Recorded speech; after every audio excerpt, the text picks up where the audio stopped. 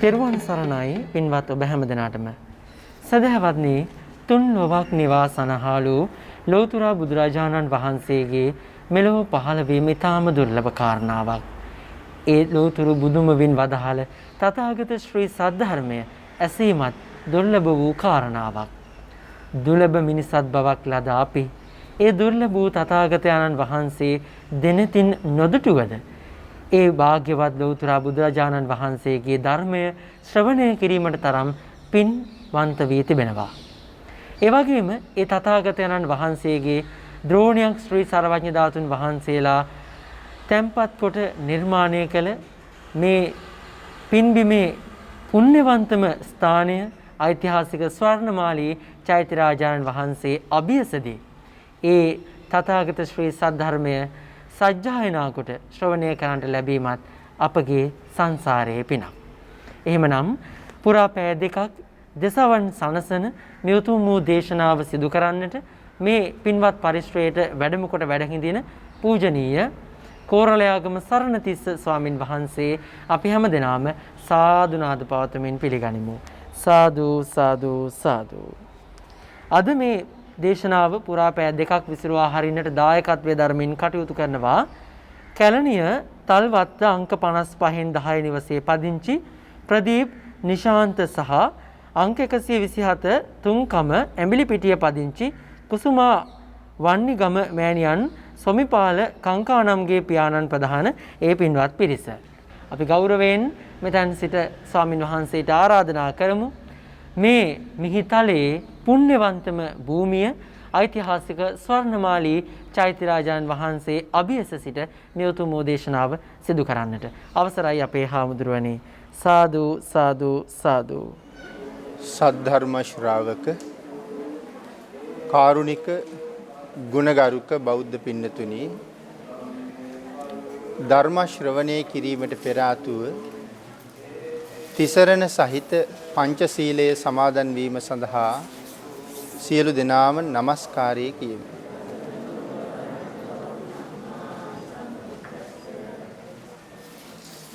බුද්ධං සරණං ගච්ඡාමි ධම්මං සරණං ගච්ඡාමි සංඝං සරණං ගච්ඡාමි ဒ ුතියම්පි බුද්ධං සරණං ගච්ඡාමි ဒ ුතියම්පි ධම්මං සරණං ගච්ඡාමි ဒ ුතියම්පි සංඝං සරණං ගච්ඡාමි တ තියම්පි බුද්ධං සරණං ගච්ඡාමි တ තියම්පි ධම්මං සරණං ගච්ඡාමි တ තියම්පි සංඝං සරණං ගච්ඡාමි සරණාගමනං සම්පුන්නං පානාතිපාතා වේරමණී සික්ඛාපදං සමාදියාමි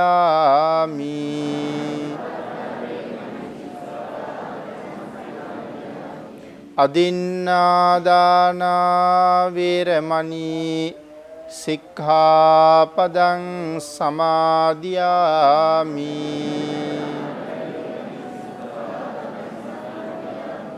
කාමේසු මිච්ඡාචාරා වේරමණී සික්ඛාපදං සමාදියාමි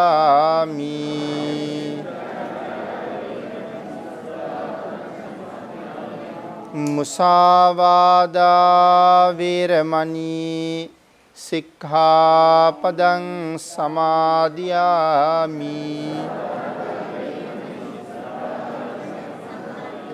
සුරාමේරය මජ්ජපමා දට්ඨානා වේරමණී සික්ඛාපදං සමාදියාමි.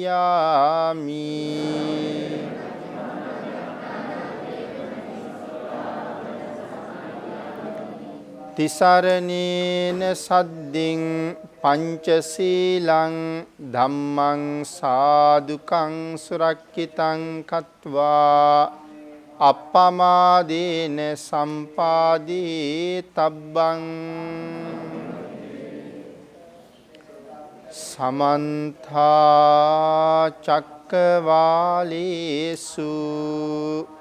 අත්‍රා ගච්ඡන්තු දේවතා සද්ධම්මං මුනි රාජස්ස සුනන්තු සග්ග මොක්ඛදං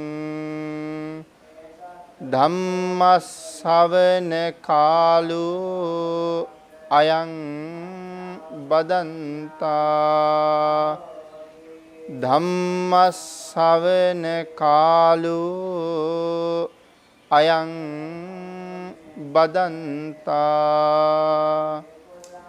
ධම්මස්සවන කාලෝ අයං බදන්තා. නමෝ තස්ස භගවතු අරහතු සබ්බ ධම්මේසු අප්පටිහත ඥානචාරස්ස දස බලධරස්ස චතුවේසාරජ්‍ය විසරදස්ස සබ්බ සත්තුත්තමස්ස ධම්මිස්සරස්ස ධම්මරාජස්ස ධම්මස්සාමිස්ස තථාගතස්ස සබ්බඤුනු සම්මා සම්බුද්දස්ස. නමෝ තස්ස භගවතු අරහතු සබ්බ ධම්මේසු අප්පටිහත ඥානචාරස්ස දස බලධරස්ස චතුවේසාරජ්‍ය විසරදස්ස සබ්බ සත්තුත්තමස්ස ධම්මිස්සරස්ස ධම්මරාජස්ස ධම්මස්සාමිස්ස තථාගතස්ස සබ්බඤුනු සම්මා සම්බුද්දස්ස.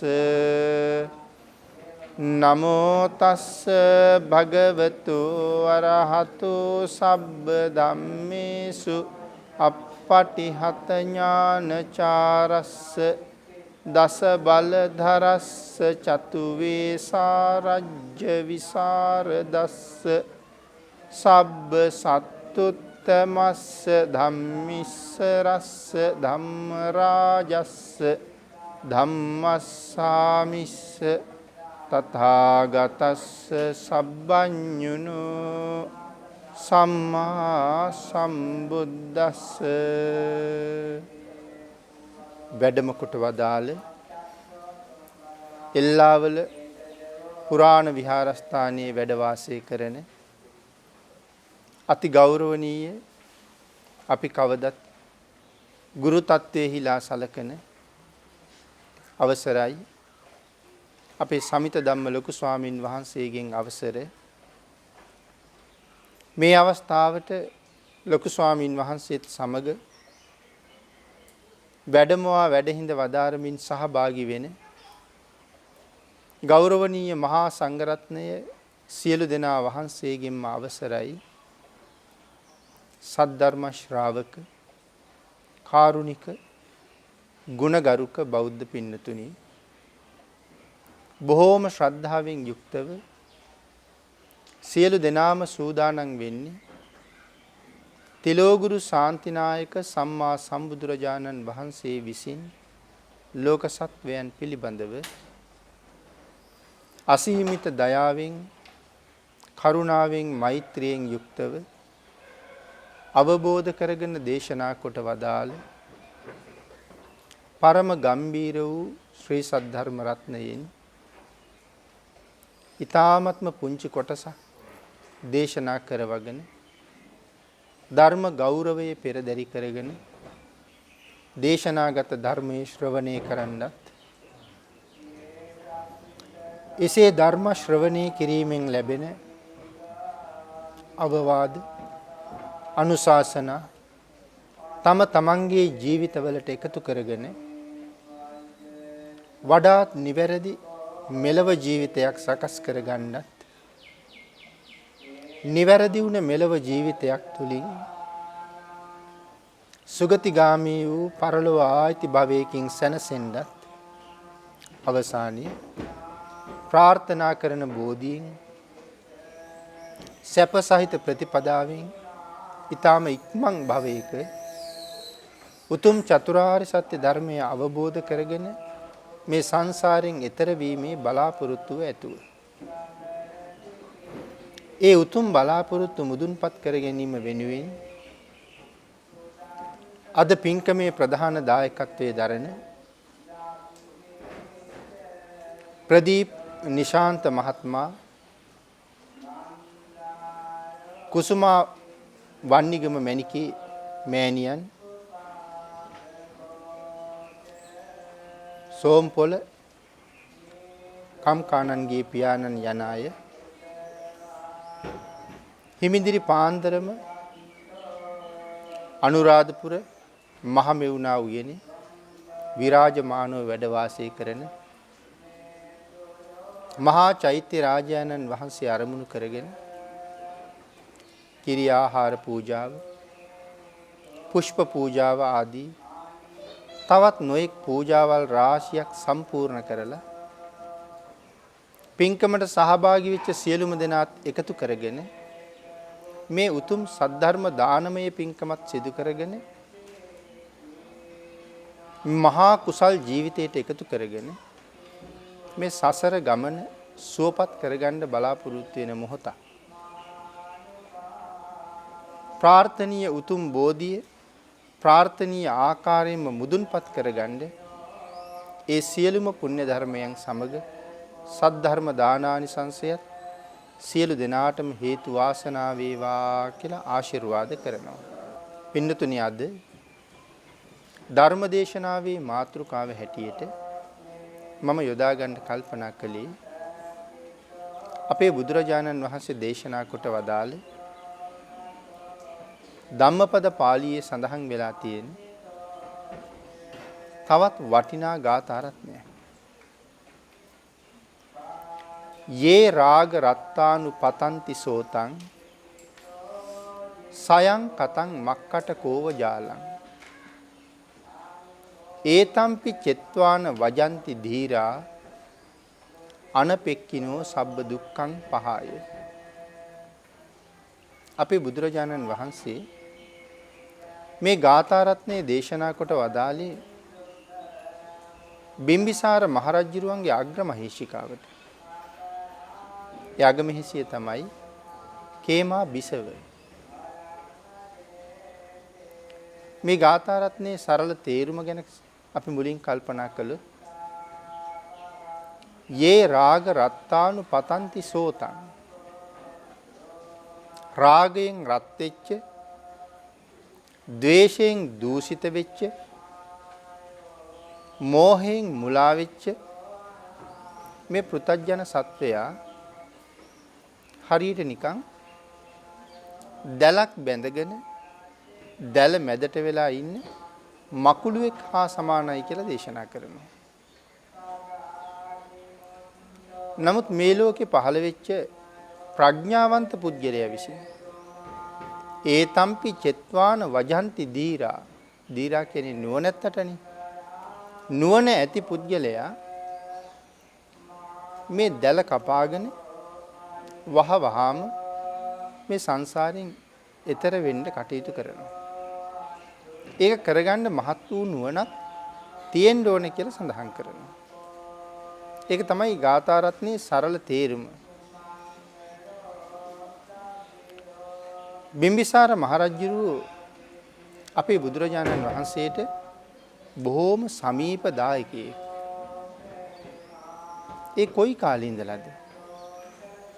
ලෞතුරා බුද්ධත්වයේ ලබන්නත් කලින් ඉඳලා බිම්බිසාර රජුරුවත් මහ බෝසතාණන් වහන්සේත් අතර සම්බන්ධතාවය ගොඩනැගුණා. ඒ කියන්නේ මේ ජීවිතයේ සම්බන්ධතාවය. අපේ මහ බෝසතාණන් වහන්සේ අවුරුදු 29ක් කාමභෝගී ගිහි ජීවිතයක් ගත කරලා කාමභෝගී ජීවිතය පිළිබඳව කලකිරීමෙන් පස්සේ මහා විනිශ්ක්‍රමණය සඳහා තීරණය කරලා ගිහි ගෙදරින් නික්මිලා අනෝමා ගන්තරේදී ඍෂි ප්‍රෞජ්‍යාවෙන් පැවිදි වෙලා අනුපිය කියන අඹවණේ දවස් 7ක් විවේක සුවයෙන් වැඩ හිටියා. ඒ දවස් 7න් පස්සේ ඉස්සිස්සරලාම පිණ්ඩපාතයට වැඩියේ රජගහ නුවරට. රජගහ නුවරට සිද්ධාර්ථ බෝසතාණන් වහන්සේ පිණ්ඩපාතේ වැඩියහම මිනිස්සුන්ට අදහ ගන්න බැරි වුණා මේ කවුද කියලා. ඒ කියන්නේ මෙතෙක් මනුස්ස ලෝකේ දැකලා නැති තරම් ඒ තරම්ම සුන්දර රූපය. ඒ නිසා තන තන රැස් වෙලා හිටපු මිනිස්සු නොඑක් දේවල් කීවා. සමහර අය සඳහන් කළා සියලු කාමයන්ට අධිපති කාම දේවතාවා මනුලවට බැහැලා මාර්ගයේ දිගේ ගමන් කරනවද මේ කියලා. ඒ තරම් ලස්සනයි. තව සමහර අය කියන්න පටන් ගත්තා හඳ මඩලා අවකාශයෙන් ගිලිහිලා මනුලවට ඇවිල්ලාද කියලා. තවත් සමහර අය කියන්න ගත්තා මහා බ්‍රහ්මයා බ්‍රහ්ම වේශයෙන්ම මනුලවට බැහැලාද මේ ඉන්නේ කියලා. ඉතින් අදහ ගන්න බෑ මේ වාගේ රූපය. නමුත් මහබෝසතාණන් වහන්සේ ගැන දන්න සමහර අය මගතුටේ ඉඳලා ප්‍රකාශ කළා ඔය වෙන කවුරුවත් නෙමෙයි සුද්ධෝදන මහරජුරුවන්ගේ එකම පුතා සිද්ධාර්ථ කුමාරයා ගිහිගේ අබිනිෂ්ක්‍රමණය කරලා ලෞතර බුද්ධ රාජ්‍ය හොයන්න ඍෂි ප්‍රෞජ්‍යාවෙන් පැවිදි වෙලා රජගහ නුවරට පිණ්ඩපාතේ වැඩලා කියලා. රටවැසියන්ට දරා ගන්න අදහ ගන්න බැරි තැන ගිහිල්ලා බිම්බිසාර රජුරවන්ටත් මතක් කළා මේ වාගේ සුන්දර රූපයක් තියෙන තවුසෙක් අපේ රාජ්‍යයේ පිණුසිඟා වඩිනවා කියලා. රජුරුත් වහාම පිටත් වෙලා ආවා. මේ පිරිසගෙන් දැනගත්ත තවුසා කොයි පැත්තටද ගියේ කියලා. රජුරුව ඒ පැත්තට යනකොට බිම්බිසාර රජුරුවන්ගේ රාජ්‍යයේ රජගහ නුවර තියෙන මේ පණ්ඩවගිරි කියන පර්වතයේ පාමුල වැඩ ඉඳගෙන මහබෝසතාණන් වහන්සේ ජීවිතේ පළමු වතාවට සිඟාගත්ත දානෙ වේල වළඳන්න සූදානම් වෙනවා. ආහාර අනුභව කරන්න අවස්ථාව ලැබලා දීලා රජුරුව ඊට පස්සේ කතා කළා. මහබෝසතාණන් වහන්සේගේ දාන පාරමිතාවේ ශක්තිය කොපමණද? බිම්බිසාර මහරජුරුවන්ගේ පැහැදීම කොපමණද? තමන් වහන්සේ කවුද කියලා බිම්බිසාර රජුරුවන්ට ප්‍රකාශ කළාට පස්සේ යුද්ධ කරලවත් ගන්න බැරි තමන්ගේ රාජ්‍ය මහබෝසතාණන් වහන්සේට නිකම්ම පවරනවා. කුමරුනි මේ රාජ්‍ය කරගෙන යන්න කියලා. ඒ ලැබීම දාන පාරමිතාවේ ශක්තිය. නමුත් සඳහන් කළේ මහරජ දවස් 7කින් ලැබෙන්න තිබුණ සක්විති රාජ්‍යත් අත්හැරලා තමයි මේ එන්නේ. මම හොයාගෙන යන්නේ ලෞතර බුද්ධ රාජ්‍යය. ඒ වෙලාවේ සඳහන් කළා එහෙමනම් කුමරුනි ඔබ සොයනේ උතුම් බුද්ධ රාජ්‍ය වහවහ මුදුන්පත් කරගන්න ලැබේවා. ඒ ලෞතර බුද්ධ රාජ්‍ය ලබා ගත්තට පස්සේ ඉස්සිස්සරලාම මගේ රාජ්‍යයට වැඩම කරන සේක්වා කියලා ආරාධනාවක් කළා. ඒ කාලේ තමයි මුලින්ම බෝසතාණන් වහන්සේත් එක්ක මේ ජීවිතයේ සම්බන්ධතාවයක් ගොඩනැගෙන්නේ. ඉතින් ඒ ආරාධනාව බුදු වෙන්නත් කලින් තමයි අපේ බුදුරජාණන් වහන්සේ පිළිගත්තේ. පිළි අරගෙන ලෞතර බුද්ධත්වයේ ලැබුවට පස්සේ රජගහ නුවරට භාග්‍යවතුන් වහන්සේ වැඩම කළා. රජුරවන්ට දුන්න පොරොන්දුව සම්පූර්ණ කරන්න. පස්සේ කාලේ බිම්බිසාර රජු බුදුරජාණන් වහන්සේට පූජා කරන්න වටිනා දෙයක් හේව්වා. රජුරවන්ට හදිසියෙම අරමුණු උනේ තමන්ගේ උයන. ඒක ඒ තරම්ම වටිනවා. භාවනානු යෝගීව වැඩ ඉන්න කැමැති, ගුණදහම් සම්පූර්ණ කරගන්න කැමැති අයට බොහොම කියාපු තැනක්. ඒ තරම්ම නිහඬ නිසංසල පරිසරය. වේලු කියලා කියන්නේ උණගස් වලට. ඒතර මේ උයන සම්පූර්ණයෙන්ම උණගස් වලින්ම තමයි අලංකාර වෙලා තියෙන්නේ. ඒ නිසා ඒකට වේලු වන උයන කියලා කියනවා. ඒ උයන බුදුරජාණන් වහන්සේට පූජා කළාට පස්සේ ආනිසංස දේශනා කරලා බුදුරජාණන් වහන්සේට පූජා කරපු මේ උයනේ බිම්බිසාර රජුරු හැදුවා අපූර්ව පන්සලක්. ඒ පන්සල හැඳින්වුවේ වේළුවනාරාමය කියලා. අපේ බුදුරජාණන් වහන්සේ වේළුවනාරාමේ වැඩ ඉන්න කාලේ මේ ගාථා රත්නය දේශනා කොට වදාළා. බිම්බිසාර මහරජුරු කියලා කියන්නේ මහා සත්පුරුෂ ස්වාමි පුරුෂයෙක්.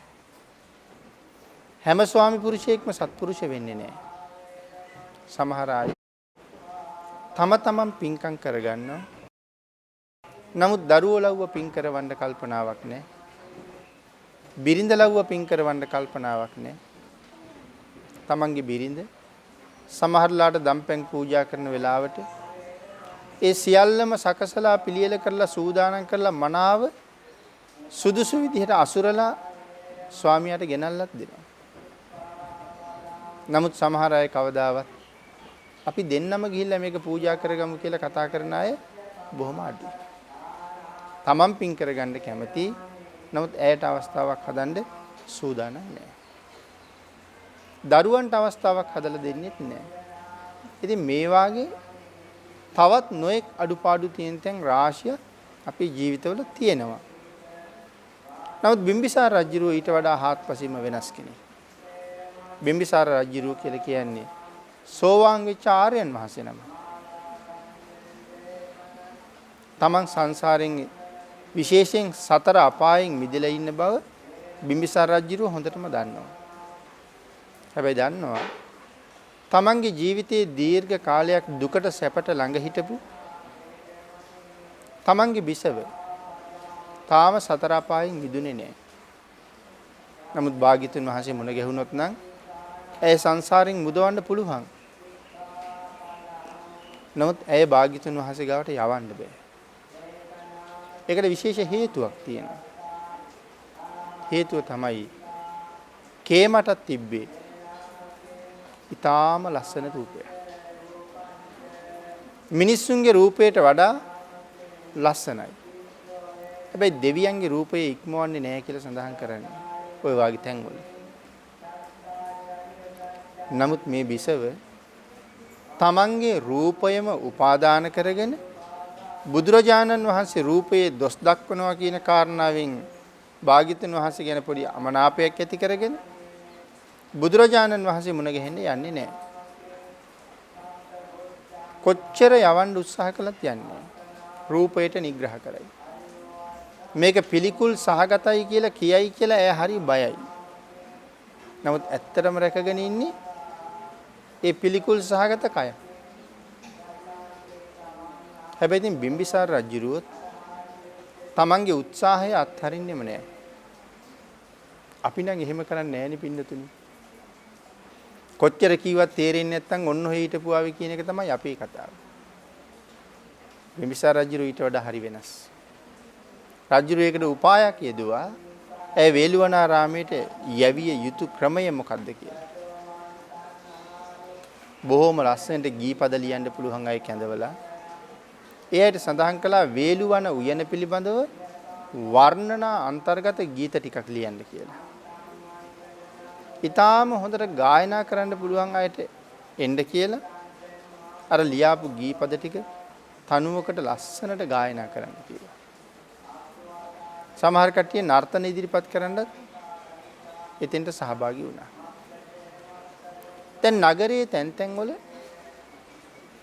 මේ වේලුවන උයන පිළිබඳව වර්ණනා අන්තර්ගත ගීත මහ හඬින් විකාශනය වෙනවා. කේමට හැම පැත්තෙම ඇහෙනවා. 16කකින් දවසක් අහනවා. මේ දැන් දවස් කීපයක් තිස්සේ මේ වර්ණනා කරන ඔය ඊටාම ලස්සන උයන කොහෙද තියෙන්නේ මොකක්ද ඒක කියලා. ඒ සඳහන් කළා මහදේවියේ මොනවද මේ අහන්නේ? ඔය වර්ණනා කරන්නේ වෙන උයනක් ගැන නෙමෙයි. ඔබ වහන්සේගේම උයන ගැනයි ඔය කතා කරන්නේ. ඇයි වේළුවනාරාමයට ගිහිල්ලා නැති කෙනෙක්ද? ඕන තරම් වේළුවනාරාමෙ හිටපු කෙනෙක්. නමුත් පූජා කළාට පස්සේ තමයි ගිහිල්ලා නැත්තේ. නොයා ඉන්නේ. ඒ නිසා එදා කල්පනා වුණා යන්න ඕනේ වේළුවන උයන බලන්න කියලා. එහෙම හිතලා තමන්ගේ සේවිකාවුනුත් එකතු කරගෙන ඇය වේළුවනාරාමේ ප්‍රධාන වාහල්කඩෙන් ඇතුල් වෙනවත් එක්කම ඇයට දකින්න ලැබුණේ තිලෝගුරු සම්මා සම්බුදුරජාණන් වහන්සේ පිරිස පෙරටු කරගෙන ධර්ම දේශනා කරනවා. ඇය නතර වුණා. හැබැයි ඉතින් බුදුරජාණන් වහන්සේ දන්නවා කේම අද බුදුරජාණන් වහන්සේ හොයාගෙන එන බව. ඒ විතරක්ද? බිම්බිසාර මහරජුරුවන්ගේ අග්‍රමහේෂිකාව සියලු ආභරණ දරාගෙනම අද බුදුරජාණන් වහන්සේ ඉස්සරහ පිට සව් කෙලෙස් නැසලා රහත් වෙන බවත් භාග්‍යතුන් වහන්සේ දන්නවා. නමුත් මේ මොකවත් නොදන්නවා වගේ භාග්‍යතුන් වහන්සේ ධර්ම දේශනාව කරනවා. කේම ප්‍රධාන වාහල්කඩෙන් ඇතුල් වෙනවා. බිම්බිසාර රජුරුව උපායක් යොදලා කේම විහාරයට යවුවා. බුදුරජාණන් වහන්සේ කේමට රූපය පිළිබඳව තියෙන මානෙ යටපත් කිරීම සඳහා දුරු කිරීම සඳහා තවත් උපක්‍රමයක් යොදලා තිබ්බා. මොකක්ද ඒ උපක්‍රමය? ඊටාම ලස්සන කාන්තා රූපයක් බුදුරජාණන් වහන්සේට පවන්සලනවා. හැබැයි මේ කාන්තාව මෙතන ඉන්න වෙන කාටවත් පේන්නේ නැහැ. ඒ පේන්නෙම කේමටයි බුදුරජාණන් වහන්සේටයි විතරයි. වෙන කාටවත් පේන්නේ නැහැ. ඇය 16 හැවිරිදි වයසේ ලාබාල තරුණියක්. හැබැයි කේම ඇය දැක්ක විතරයි. කේමට වටපිටවත් බලන්න හිතෙන්නේ නැහැ. ඇය ඒ තරම්ම සුන්දරයි. තමන්ගේ රූපයට මෙච්චර ආදරය කරපු කේමා අර තරුණියගේ රූපේ දිහා බලලා කල්පනා කරනවා. ඇගේ රූපයෙන් 12 කලාවෙන් එක කලාවක්වත් මගේ රූපය වටින්නේ නැහැ කියලා. ඒ තරම්ම ලස්සනයි. දැන් භාග්‍යතුන් වහන්සේ දන්නවා කේමා හිත යොමු කරලා බලාගෙන ඉන්නේ රූපේ දිහා. දැන් බුදුරජාණන් වහන්සේ ටික ඒ රූපය අඳුරු කළා. ඒ කියන්නේ 16 හැවිරිදි වයසේ තරුණිය 18 හැවිරිදි වයසේ තරුණියක් වගේ ප්‍රමාණයටපත් කළා. ඊට පස්සේ 20 වයසේ තරුණියක් වගේ 22 වෙනි 23 වෙනි වයසේ තරුණියක් වගේ ක්‍රමානුකූලව ඒ ශරීරයේ වයෝවෘද්ධ බවට පත් කරලා ඊළඟට එක දරුවෙක් බිහි කරපු අම්මා කෙනෙක් වගේ. දරුවෝ දෙන්නෙක් බිහි කරපු අම්මා කෙනෙක් වගේ. දරුවෝ 3 දෙනෙක් බිහි කරපු අම්මා කෙනෙක් වගේ. ඒ තත්ත්වයක් ඉක්මවා ගිහිල්ලා අවුරුදු 45ක් 50ක් 55ක් 60ක් 70ක් 80ක් ඒ තත්ත්වයටමපත් කළා. ඇඟ රැලි වැටිලා, කෙස් පැහිලා, කොන්ද කුදු වෙලා, ඇස් දෙක ගිලිලා, ඊටාම මහලු කාන්තාවක් ජරා ජීර්ණයි. කේම තාමත් බලාගෙන. තව ටිකකින් ඒ කාන්තා රූපේ මැරිලා වැටෙනවා. කේම තාමත් බලාගෙන. දවසක් ගෙවිලා ගියපු මලකුණ දෙකක් ගෙවිලා ගියපු මලකුණ දැන් නිල් වෙලා දැන් ඉදිමිලා පුපුරන්න ඕන්න මෙන්න කියලා දවස් 3ක් ගෙවිලා ගිහිල්ලා ඒ මලකුණ පුපුරලා හැමතැනම සරව ගලාගෙන යනවා. මේ විදිහට අදිෂ්ඨාන කරලා අපේ බුදුරජාණන් වහන්සේ ඇටකොටු ටික විතරක් ඉතුරු වෙන තැනට එනකම්ම කේමට මේ කාරණාව අරමුණු කරලා දකින්න සැලැස්සුවා. එතකොට කේමට තේරුණා මෙච්චර කාලයක් මමත් ඇලිලා බැඳිලා ඉන්න මේ රූපේ හැබැයි ස්වභාවයද මේ පෙන්වන්නේ. මට දවසක කවදා හරි වෙන්නේ මේකමද කේමට හිතුණා. දැන් බුදුරජාණන් වහන්සේ දන්නවා කේමට යමක් අවබෝධ වෙලයි තියෙන්නේ. එහෙමනම් කේමට ධර්ම දේශනා කරන්න දැන් හොඳම කාලයයි. කේම ඇතුළේ පිරිසට කතා කරලා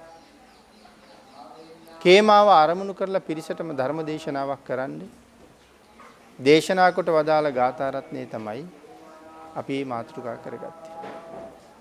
යේ රාග රත්තානු පතන්ති සෝතං සයං කතං මක්කට කෝව ජාලා ඒතම්පි චෙත්වාන වජන්ති ධීරා අනපෙක්කිනෝ සබ්බ දුක්ඛං පහය. භාග්‍යතුන් වහන්සේ දේශනා කරනවා කේමාවෙන් මේ කය කොහොමද හැදිලා තියෙන්නේ? මේ කය හැදිලා තියෙන්නේ ඇටකොටු 300ක් විතර එකතු වෙලා. ඇටකොටු 300කින් නිර්මාණය වෙච්ච කය. ඇටකොටු 300ක් නහරවැල් 900ක් සහ සම්බන්ධ වෙලා තමයි මේ අස්ථි පංජරයේ නගා හිටවලා තියෙන්නේ. සෑම ඇට කෑල්ලක් ගානෙම මස් ගැලපිලා තියෙනවා. ඒ සියලුම මස් කඳ වහලා අමු හමක් පොරවලා තියෙනවා. දැන් අපිට පිටපැත්තෙන් පේන්නේ ඔය පොරවලා තියෙන හම විතරයි. ඒක විවිධ පාටයි. සමහරුන්ගේ රතුයි, සමහරුන්ගේ සුදුයි, සමහරුන්ගේ තලෙලලුයි, සමහරුන්ගේ කළුයි විවිධ පාටයි. එතකොට මේ රූපයට බැඳුන පුද්ගලයා බැඳිලා තියෙන්නේ මොකක් දිහා බලලාද? හම දිහා බලලා. පිටපැත්තෙන් එළලා තියෙන අමු හම දිහා බලලා අපි ඒකට බැඳීමක් ඇති කරගෙන තියෙනවා. බුදුරජාණන් වහන්සේ අභ්‍යන්තරයේ ස්වභාවය කියලා දුන්නා. මොනවද ශරීර අභ්‍යන්තරයේ තියෙන්නේ? මේ කය සම්පූර්ණයෙන්ම පිළිකුල් සහගතයි. නමුත් අපිට සාමාන්‍ය ජීවිතයේ ඒක එච්චරම තේරෙන්නේ නැහැ. හැබැයි ඒක දැනෙන තැන් තියෙනවා. ප්‍රඥාවන්තයන්ට තේරෙනවා. මම මෙහෙම සඳහන් කළොත් අපි කිව්ම අපි කෑම ටිකක් හදලා මේසයක් උඩ තියලා තියෙනවා. සියලු දෙනාම එකට එකතු වෙලා කෑම කන්න. හදිසියෙම ගෙදර කෙනෙක් දකිනවා මේ බාහිරින් ආපු කෙනෙක් හරි කවුරු හරි කෙනෙක් අර කවුරුවත් නැති වෙලාවේ ඉක්මනට අර මේසෙ ගාවට ඇවිල්ලා අර බත් ව්‍යංජන වලින් අත දාලා කාගෙන යනවා. හදිසියෙනේ මෙයා ගන්නකොට හැලෙනවා, වැටෙනවා, කටේ තියෙන ඒවත් ආපහු වැටෙනවා. දැන් එහෙම කාගෙන යනවා උජහට. අනික් කට්ටිය කවුරුවත් දැක්කේ නැහැ, එක්කෙනයි දැක්කේ. මම උදාහරණයක් සඳහන් කරන්නේ. දැන් අර දැකපු කෙනාට ආපහු ඒ කෑම කණ්ඩ හිතෙනවද? එයි අරගේ කටේ තියෙන ඒවත් වැටෙනවා. ඔක්කොම ගන්නේ අත දදාමයි. දැන් තව කෙනෙකුට ඒක කණ්ඩ හිතෙනවද? කණ්ඩ හිතෙන්නේ නැහැ පින්නත. අපි කැමති නෑ ඒක කණ්ඩ. ඇයි කණ්ඩ කැමති නැත්තේ? අර පුද්ගලයා අත දාලා ගත්ත නිසා. නමුත් දැන් මේ අත නිකන් දුන්නොත් අල්ලගන්න කියලා අපි අල්ලගන්නේ නැද්ද? අල්ලගෙන ඉන්නවා. ඇඟේ ස්පර්ශ කරගන්නවා. නමුත් ආහාරයට අත දැම්ම කියලා දැක්ක ගම ඒ සියුම් තැන මහ පිළිකුලක් උපදිනවා. එතකොට අපි ගන්න මේ ආහාර කොයි තරම්නම් සුවඳද උයලා පිහලා තියලා තියෙනකොට.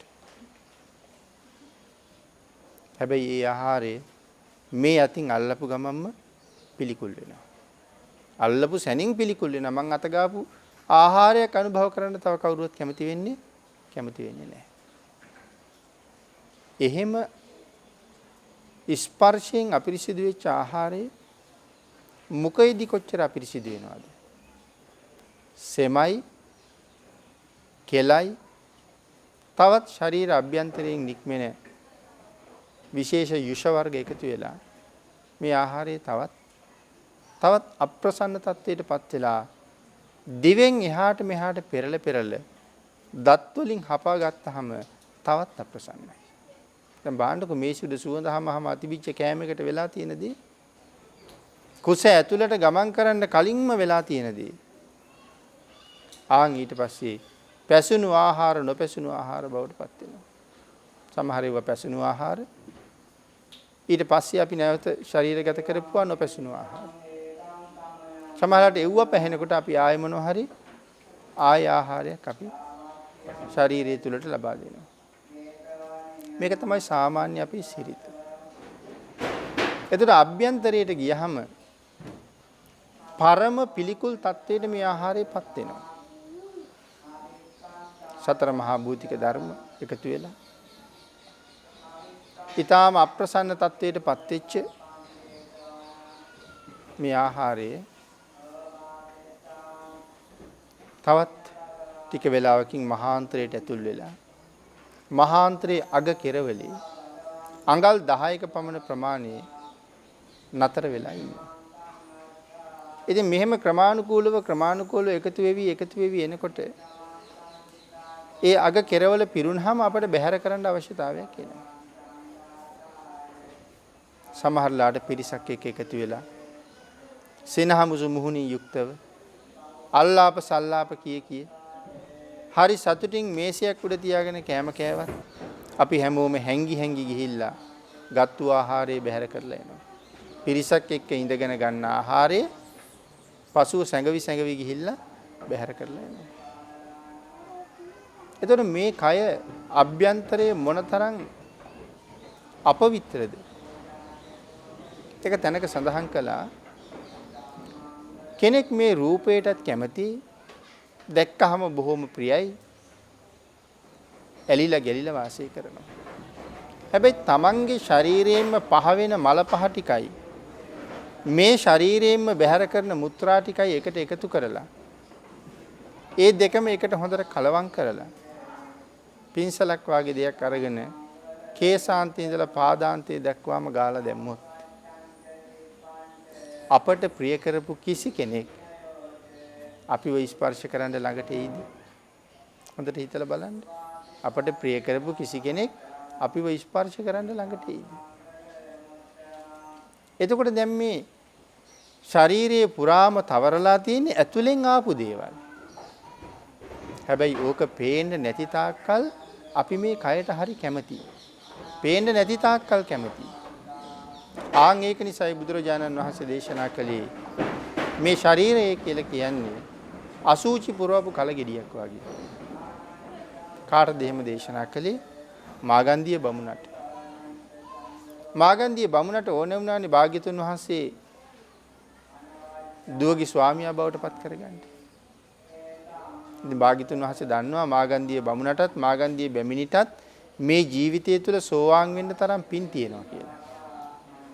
භාග්‍යතුන් වහන්සේ වඩින්නේ ඒ දෙන්නට පිහිට වෙන්න. දන්නවා ඉතින් අම්මටයි තාත්තටයි පිහිට වෙනකොට දුව නිරේ යනවා කියන කතාව දන්නවා. එහෙනම් ඇයි භාග්‍යතුන් වහන්සේ මාගන්ධියට අනුකම්පා කරලා ඒ ගෙදරට වඩින්න නැතුව හිටියේ නැත්තේ? පින්නතුනි විශේෂයෙන් සඳහන් කරනවා භාග්‍යතුන් වහන්සේ එහාට වැඩියේ නැතත් මාගන්ධිය නිරේට යන එක නවත්තන්න බෑ. මොකද මාගන්ධියට ශ්‍රද්ධාව නැහැ. මාගන්ධිය ගුණධම් පුරන්න සූදානම් නැහැ. හැබැයි මාගන්ධියගේ අම්මටයි තාත්තටයි භාග්‍යතුන් වහන්සේ මුණ ගැහුණොත් සෝවාන් වෙන්න පුළුවන්.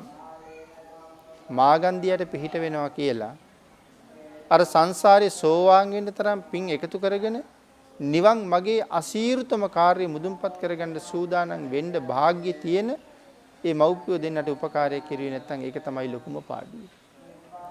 ඒක නිසා අපේ බුදුරජාණන් වහන්සේ වඩින්නේ.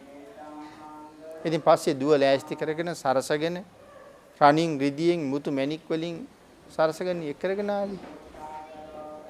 එක්කරගෙන ඇවිල්ලා බුදුරජාණන් වහන්සේට පෙන්නලා කියනවා මෙය විවාහ කරගන්න කියලා.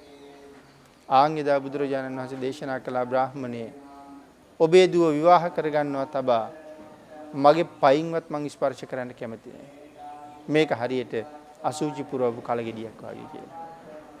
ඕන් ඔය වචනෙන් තමයි මාගන්දියා බුදුරජාණන් වහන්සේට වෛර කරන්න ගත්තේ. අම්මයි තාත්තයි දේශනාව අවසානයේ සෝවාන් වුණා. මාගන්දියා බුදුරජාණන් වහන්සේට වෛර කළා. ඉතින් ඉදත් භාග්‍යතුන් වහන්සේ සඳහන් කළා මේ කය ගැන. තවත් නොඑක් තැන්වලත් ඒ ගැන දේශනා කරලා තියෙනවා.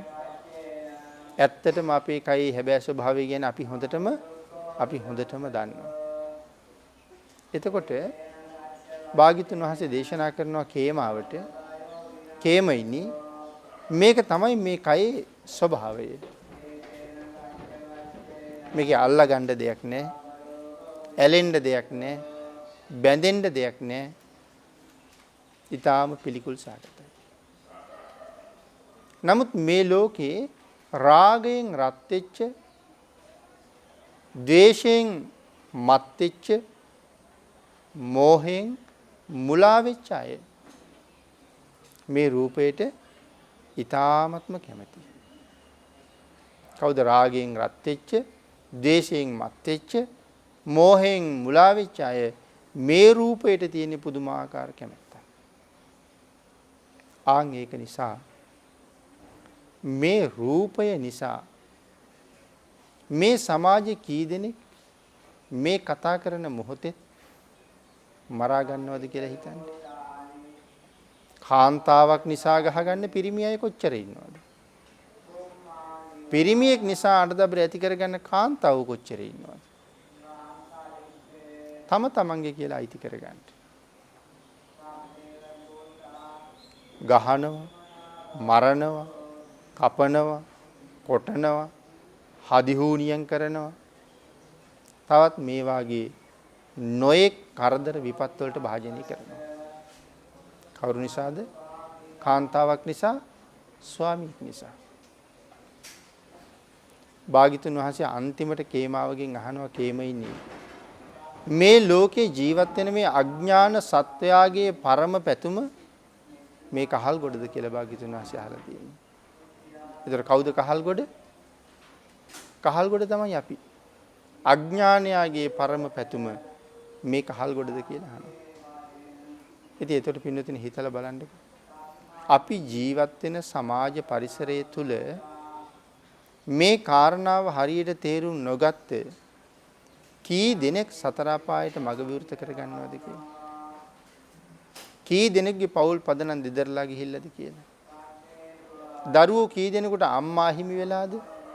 තවත් දරුවෝ කී දෙනෙකුට තාත්තා හිමි වෙලාද?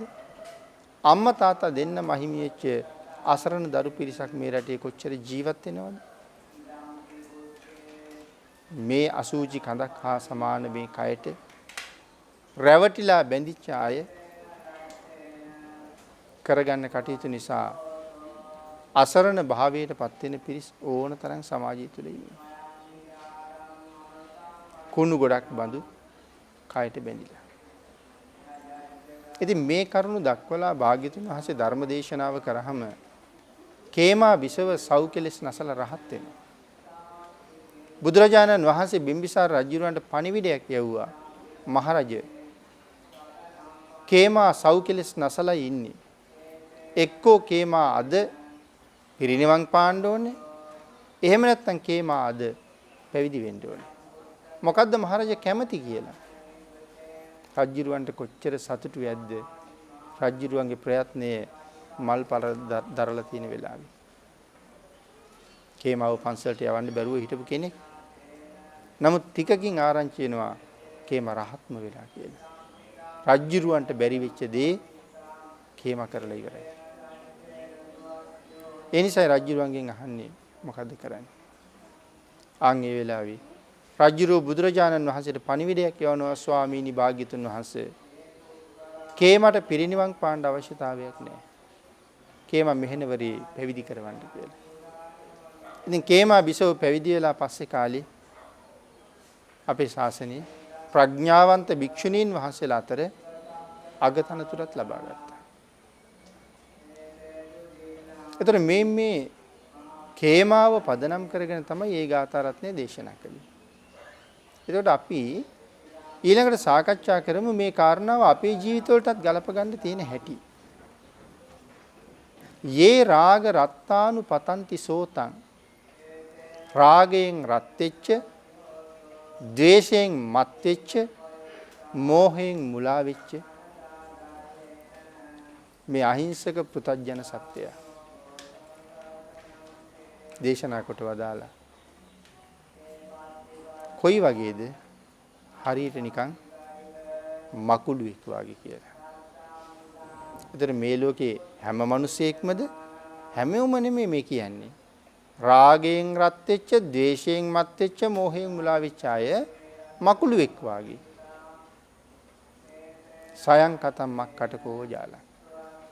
ඇයි මකුළුවෙක් වගේ කියලා දේශනා කළේ? දැන් අපේ පින්නතුන් මකුළුව දැකලා තියෙනවා. මකුළු ගෙවලුත් දැකලා තියෙනවා.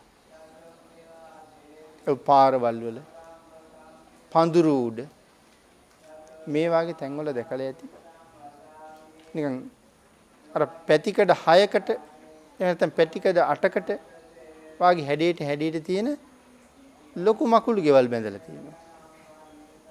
මකුළු ගේ හදලා මකුළුවා ඉන්නවා මැද්දට වෙලා.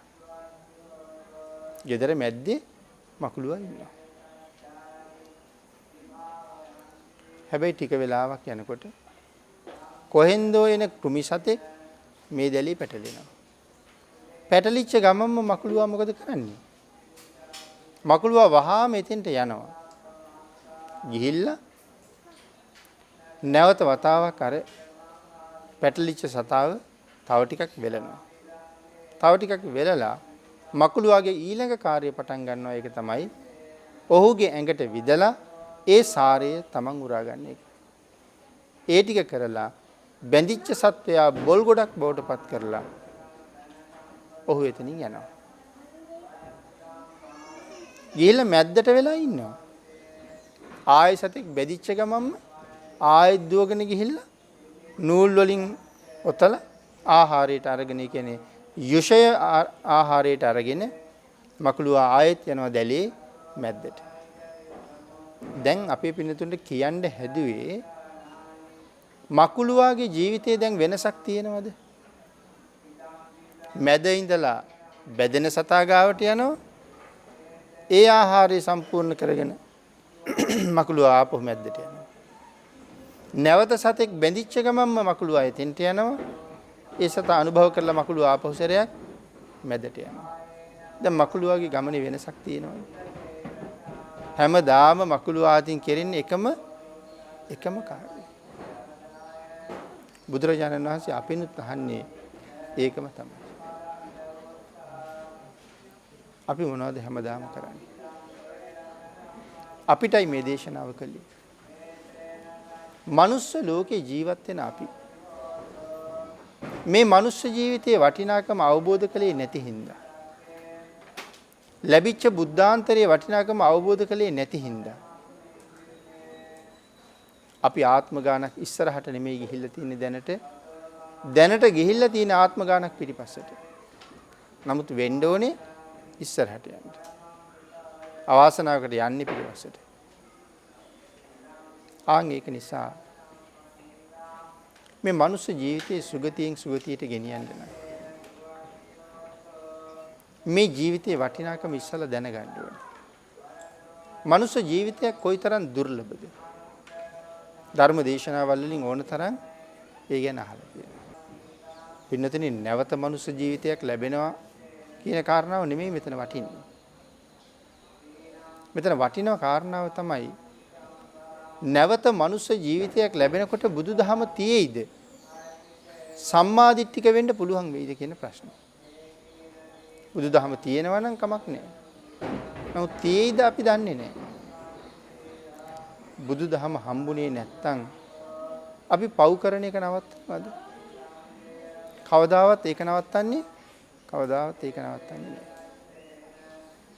නැහැ. එහෙමනම් අපේ ලෞතර බුදුරජාණන් වහන්සේ පවෙන් ඈත් වෙන්න අපට අවවාද කරා. මකුළුවා වගේ ඉන්න එපා, දැල කපාගෙන එළියට යන්න කියලා අවවාද කළා. එතකොට අපි හිතලා බලන්න. උදේ පාන්දර අවදි වෙනවා. අවදි වෙලා සූදානම් වෙලා කෑම එකත් බැඳගෙන රස්සාවට පිටත් වෙනවා. එතන ගිහිල්ලා කටයුතු කරලා අපි ආපහු ගෙදර එනවා. තවත් ගෙදර රැකියාව වලට යන අය ඉන්නවනම් ඒ හැමෝමත් අරකින් කෑම ටික බැඳගෙන රැකියාවට පිටත් වෙනවා. හැමෝම රැ වෙලා ගෙදර. රැ වුණාට පස්සේ මූණකට අතපය සෝදගෙන නැවත තියෙන එකක් කාලා බීලා ආපහු ගිහින් නිදා ගන්නවා. ආපහු හෙට උදේ නැගිටලා අර කාර්යය ඒ විදිහටම කරලා නැවත කෑම මුලක් බැඳගෙන වැඩට යනවා. හැන්දෑවේ ඇවිල්ලා රූපවාහිනිය දිහා ටිකක් බලාගෙන ඉඳලා ගිහිල්ලා නිදා ගන්නවා. හෙට උදේ වෙන්නේත් ওই කාර්යයම තමයි. අනිද්දා උදේ වෙන්නේත් ওই ටිකම තමයි. දැන් එතකොට බලන්න මකුළුවාගේ අපේ වෙනසක් තියෙනවද කියලා. මකුළුවා දැල මැද්දේ ඉන්නවා. සතෙක් අහුවෙච්ච ගමන් එතෙන්ට යනවා. ඒ සතාව අනුභව කරනවා. මකුළුවා ආපහු හිටපු තැනට යනවා. නැවත සතෙක් බැඳුනහම මකුළුවා එනවා. ඒ සතා වෙලලා අනුභව කරනවා. නැවත මකුළුවා එතෙන්ට හිටපු තැනට යනවා. ආන් ඒ වගේ අපි ගෙදරින් පිට වෙනවා. කොහෙ ගිහිල්ලා රැ වෙලා ගෙදර එනවා. ආපහු පිට වෙනවා. ආපහු ගෙදර එනවා. දවසේ ওই ටික විතරයි අපේ කාර්යය. 15ක දවසට නිමාඩුයි. එදාට අපි යාළුවෝ මුණ ගැහෙන්න යනවා. එදාට ගෙදර කරගන්න වැඩ ගොඩක් තියෙනවා. එදාට රෙදි පෙරෙදි හොද ගන්න තියෙනවා. අපි ඊළඟට එහෙම කතා කරනවා. අර දැල කපාගෙන ඉස්සරහට යන ස්වභාවයක් අපි තුල තියෙනවද කියලා මේ අහන්නේ.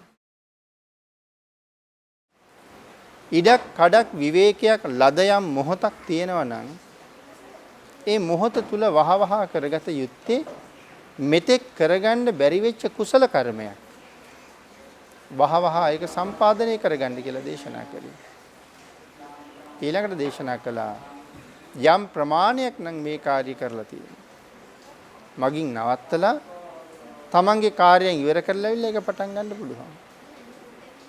භාග්‍යතුන් වහන්සේ දේශනා කරපු විදිහටම අපේ පින්නතුන් කල්පනා කරන්න අපේ ජීවිත වෙනස් වෙන්න ඕනේ නැද්ද?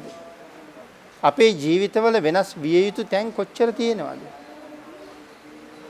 මේ වෙනකොට අපි හැමෝම ਸਰව සාධාරණ කියන මට්ටමේ ඉන්නවද? මේ වෙනකොට අපිට සතුටු වෙන්න පුළුවන් ජීවිතයක් තියෙනවා. හැබැයි සතුටු වෙන්න පුළුවන් වෙන්න ඕනේ ජීවිතේ. අද සතුටක් තියෙන්න පුළුවන්. හෙටත් ඒ සතුට එහෙම්මම තියෙනවද? අනිද්දාටත් ඒ සතුට එහෙම්මම තියෙනවද? මගේ හිතේ තියෙන සතුට කවදාවත් මැරෙන්නේ නැත්තම් ඒක හරි වටිනවා. නමුත් භාග්‍යතුන් වහන්සේ දේශනා කරපු විදිහට අපි හැම වෙලාවෙම උත්සාහ දරන්න ඕනේ මේ පවතින රටාව වෙනස් කරන්න. ගෙදරින් පිට වෙනවා ගෙදරට එනවා. ගෙදරින් පිට වෙනවා ගෙදරට එනවා. දැන් අපි සතියකට සැරයක් යටත් පිරිසෙන් මාසයකට එක දවසක් උපෝසත සීලයක් සමාදන් වෙන එක කරන්න ඕනේ. උපෝසත සීලයක් සමාදන් වෙන්න ඕනේ. එහෙම නැත්නම් ඉතින් මේ සංසාරේ උසස් තැනකට යන්න අවස්ථාවක් එන එකක් නෑ අපිට. ඒ සත්වයා ඉහළට ඔසවලා තියෙන්නේ ප්‍රධාන වශයෙන් මේ සීලය. සීලය නිසානේ උපදින තැන තීරණය කළේ. දානය කළේ ඉපදුනාට පස්සේ ලැබෙන දේ තීරණය කරපු. ආන් එහෙමනම් මේ සීලය අපි ඉහළට ඔසවලා තියෙනවා. නමුත් කල්පනා කරලා බලන්නකෝ මේ ජීවිතයෙන් අපිට දවස් කීයක් සිල් රැකගන්න පුළුවන් වුණාද කියලා. හරියටම සිල් රැකගන්න. පින්නතනි කාරණාව හරියටම කතා කරනවා නම් අපිට තාම එක දවසක්වත් පූර්ණ උපෝසතයක් සම්පූර්ණ කරන්නවත් පුළුවන් වුණාද කියලා අපි හිතලා බලන්න ඕනේ. අපිට හිතෙන්න පුළුවන් හරි එහෙම වුණා කියලා. නමුත් ධර්මානුකූල ප්‍රතිපදාවක ඉඳලා බලහම ඒක සම්පූර්ණ වෙලා නැහැ. ඇයි සම්පූර්ණ වෙලා නැහැ කියලා කියන්නේ? උපෝසත සිල් කියලා කියන්නේ පන්සිල් ඉක්මවා ගියපු විශේෂ සීලයක්. පන්සිල් වලින් ලැබෙන ආනිසංසයට වඩා විශේෂ ආනිසංසයක් ගෙනලා දෙන සීලයක්. එතකොට අපේ භාග්‍යතුන් වහන්සේ දේශනා කොට වදාළේ පූර්ණ උපෝසතයක් හැම වෙලාවෙම මුදුන්පත් කරන්න ඕනේ කියලා. ඒ පූර්ණ උපෝසතයක් කියලා කියන්නේ මොකද්ද? පැය 24ක් සිල් ආරක්ෂා කරලා තියෙනවා. පැය 24ක්. එතකොට හිතලා බලන්න පැය 24ක් මේ සීලය ආරක්ෂා කරන්න නම් කොයි වෙලාවෙ හොඳයිද සිල් ගන්න? උදේ පාන්දර 6ට ගිහිල්ලා ස්වාමින් වහන්සේගෙන් සිල් ඉල්ල ගන්නවා. පහුවදා උදේ 6 වෙනකම් මේ සීලය මත පිහිටන්න ඕනේ. එහෙම නැතුව හැන්දෑවේ ගෙදර යන චේතනාව හිතේ තුරුල් කරගෙන මේ සිල්පද සමාදන් වුණාට නම් කවදාවත් අට සිල් වලින් උඩට තියෙන එක සීලයක්වත් පිළිටන්නේ නැහැ. ඒකට හේතුව ධර්මයේ දක්වලා තියෙනවා. ටිකක් ගැඹුරුයි පැහැදිලි කරන්න. ඒකට හේතුව තමයි අපි බුදුරජාණන් වහන්සේ ළඟ බොරු කියන එක. මොකද්ද බොරුව? බොරුව තමයි පන්සිල් ගන්නකොට මුසාවාදා වේරමණී දිවිහිමියෙන් බොරු කියන්නේ නැහැ කියලා පොරොන්දුවක් වුණා. ඊට පස්සේ අපේ අදහසක් තියෙනවා අද උදේවරුේ විතරයි පන්සලේ ඉන්නේ. හැන්දෑවේ සිල් පවාරණය කරලා යන්න ඕනේ. තවත් නොඑක් මේ වාගේ බැරි වෙච්ච එක වැඩ තියෙනවා. එහෙම තියෙනවා කියලා කල්පනා කරලා ඒ කටයුත්තක යෙදෙන්න යන්න කල්පනා කරනවා. එතකොට දැන් මුසාවාදා කියලා නම් කීවා. ඒත් එකම විකාල භෝජනා කියලාත් අපි කියනනේ සුරාමේරයෙන් පස්සේ. දිවිහිමියෙන් බොරු කියන්නේ නැහැ. ප්‍රතිඥාවක් දුන්නා. විකාල භෝජන ශික්ෂාපදයක් කියනවා දිවිහිමියෙන් මේ සිල්පදේ කඩන්නේ. ඒ නැත්නම් මේ පැය 24 ඇතුළත මේ සිල්පදේ කඩන්නේ නැහැ. දැන් උදේ අර මුසාවාදා කියනකොට ඇත්තට මේක සමාදන් වෙන්න ඇද්ද? ඒක පිළිටන්න ඇද්ද? මොකද මගේ යටිහිතේ තියෙනවා හැන්දෑවේ යනවා කියලා. එතකොට හැන්දෑවේ යනවා කියන කාරණාව හිත ඇතුලේ තියාගෙන මේ සීලය පූර්ණ උපෝසතයක් හැටියට සමාදන් වෙනවා කියලා පොරොන්දු වුණොත් ඇත්තට මෙතන මුසාවාද ශික්ෂාපදයක් රැකෙයිද? හැන්දෑවේ යන බව දැනම තමයි යන්නේ නැහැ බොරු කියන්නේ නැහැ කියලා කියන්නේ. ඉතින් එතකොටම පන්සිලුත් නැහැ අටසිලුත් නැහැ. එහෙම ක්‍රමයක් මේක ඇතුලේ තියෙනවා. අර්ධ උපෝසතයක් බුද්ධ ධර්මයේ කොතනවත් කතා කරලා නැහැ. කූට විනිශ්චයකාර වස්තුවේ විතරක් අර්ධ උපෝසතයක් කතා කරලා තියෙනවා. එහෙම නැත්නම් බුද්ධ ධර්මයේ තියෙන්නේ ඔක්කොම පූර්ණ උපෝසතම පමණයි. එතකොට අපිට එක දවසක් මාසයකට මිඩංගු කරගන්න පුළුවන් වුණාද එවන් කටයුත්තක් වෙන්නේ. හරියටම 24 පැය ආරක්ෂා කරන සීලයක් වෙන්නේ. ඒ කාරණාව අපි හිතලා බලන්න ඕනේ. මේ කය නිසා ජීවිතේ කොච්චර ප්‍රමාද වෙලා තියෙනවද?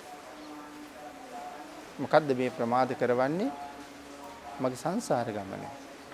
සසරින් එතර වෙන්න තියෙන ගමන. කල්යාණ මිත්‍රයෙකුගේ මුණ ගැහිීම. මේ ප්‍රමාදයේ ඇතුලේ කොතන හරි ඒ සිද්ධිය තියෙනවා. එහෙනම් අර මකුළුවා මේ දැලට බැඳිලා ඒ දැලට වෙලා ඉඳගෙන බැදෙන සත්තු අනුභව කර ජීවත් වෙනවා වගේ අපි නිවසෙන් රැකියාවට නිවසෙන් ව්‍යාපාරික ස්ථානයට නිවසින් ගොවිපොළට එහෙම නැත්නම් නිවසින් පාසලේ තවත් පන්ති කාමරයකට තියෙන මෙන්න මේ කාලය ඉතුරු කරලා දීලා තමන්ගේ ජීවිත කුසල් වලින් පෝෂණය කරගන්න සාධාරණයක් කරගන්න උත්සාහ කෙරුවොත් අපිට කොයිතරම් සැනසීමට ඒක හේතුවක් වෙනවද? ඒ කියන්නේ මකුළුවාගේ ස්වභාවය වෙනස් කරන්න ඕනේ. මකුළුවාගේ ස්වභාවය වෙනස් කරනවා කියලා කියන්නේ වැඩි වැඩියෙන් කුසල් දහම් වලට යොමු වෙන්න සිද්ධ වෙනවා. වැඩි වැඩියෙන් කුසල් දහම් වලට යොමු වෙනවා කියලා කියන්නේ ඔහු තමන්ගේ ආත්මයට ආදරය කරන කෙනෙක් බවට පත් වෙනවා. තමන්ගේ ආත්මයට ආදරය කරනවා කියලා කියන්නේ ඔහු තමන්ගේ ජීවිතයට හොඳ සාධාරණයක් කරගත්ත කෙනෙක් බවට පත් වෙනවා. ඉතින් ඒතම්පි චෙත්වාන වජන්ති දීරා ඔන්න ඔය ක්‍රියාවට නුවණැත්තට විතරයි එළඹෙන්න පුළුවන්කම තියෙන්නේ. ඒතර මේ ක්‍රියාවට නුවණැත්තෝ විතරක් එළඹෙනවා කියලා කියහම අපි කල්පනා කරන්න එපයි අපිට එතකොට නුවණ තියෙනවද? අපි ක්‍රියාවට හරියට එළඹිලාද? ක්‍රියාව තුළ හරියට සමාදන් වෙලාද?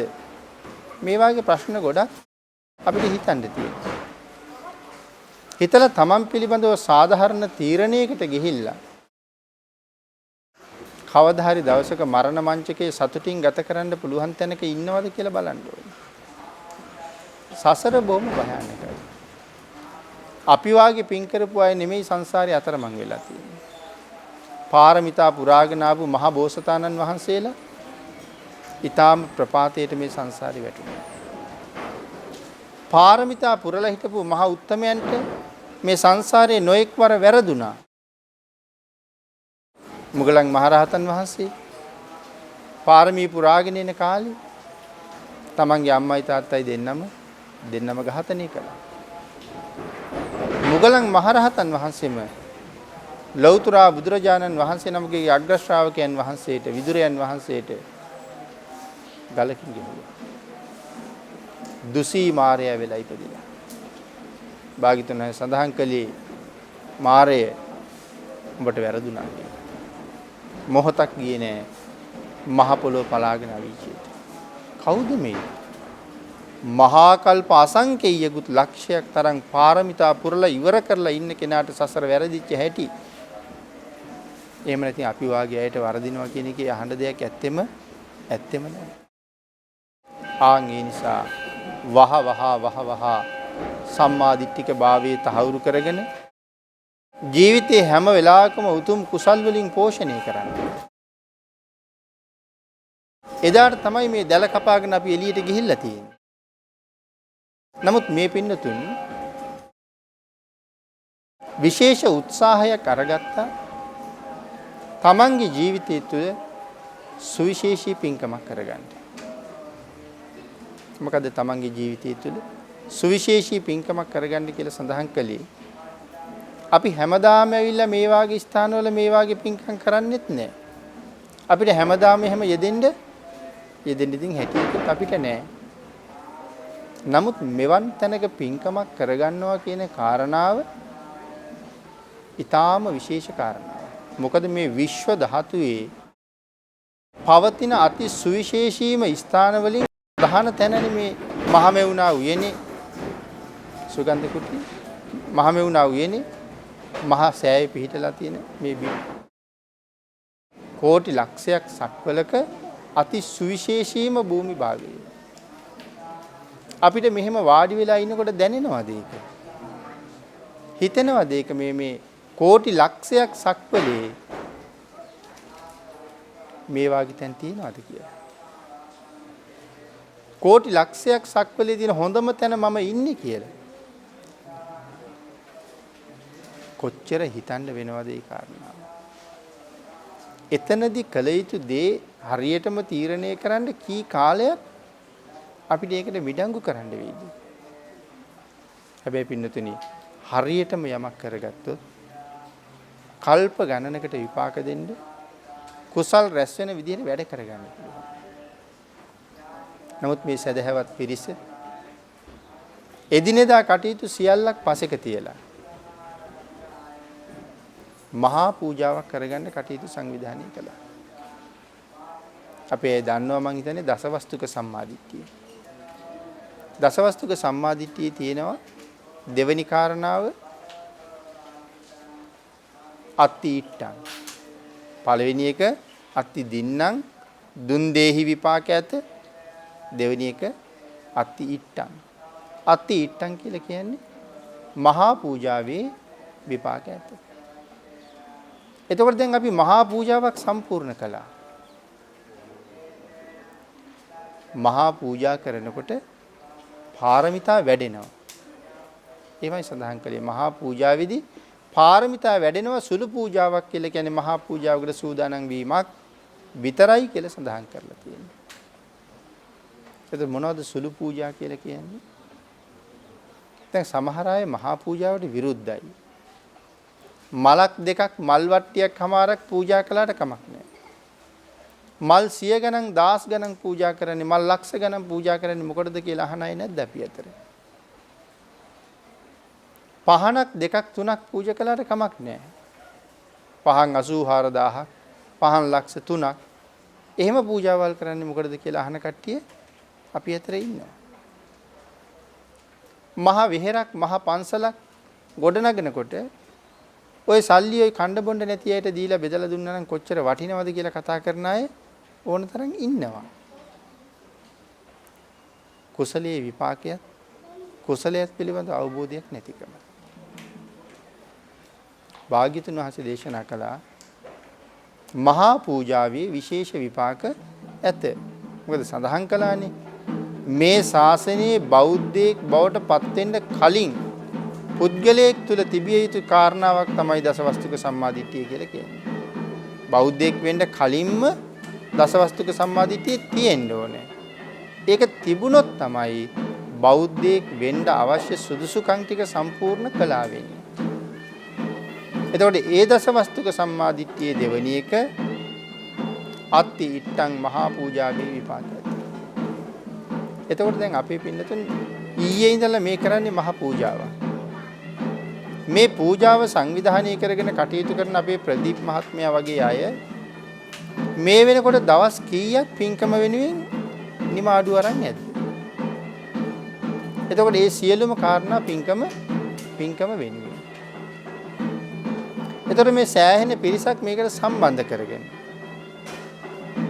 ඒ සම්බන්ධ වෙච්ච සියලු දෙනාටම ආහාර පාන ඉදුම් හිටුම් නොඑක් දේවල් තම තමන්ගේ කැමැත්තට පරිදි එක එක අය එකතු වෙලා හරි කරගෙන තියෙනවා. එතකොට මේ පූජාව කෙරෙන හැටි සම්බන්ධ වෙන පිරිසට අවවාද අනුශාසනා කරලා මුලින් දැනුවත් කරන්න ඕනේ.